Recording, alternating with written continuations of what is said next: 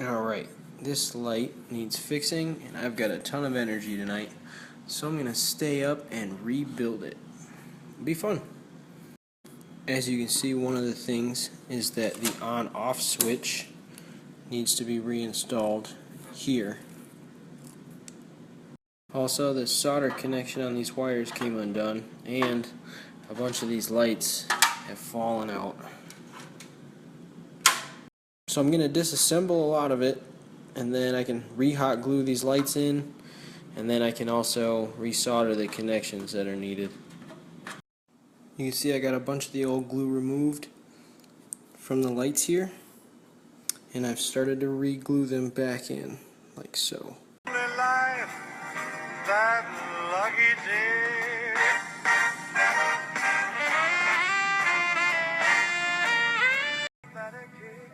Also, since I have these lights here and here drying, I have this set up on the.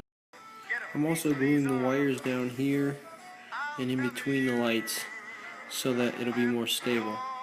So we're going to place this one down in the hole and then just glue it down around the edges.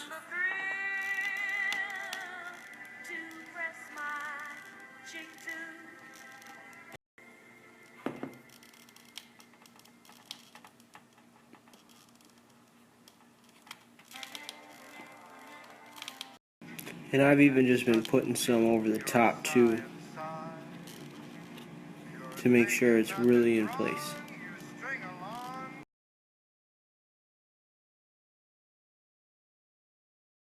I've also been adding a layer of hot glue to the solder connection on these wires to make them a little stronger. So I had to fix this individual LED light, and now that it's done, I can show you that this stem had broke off.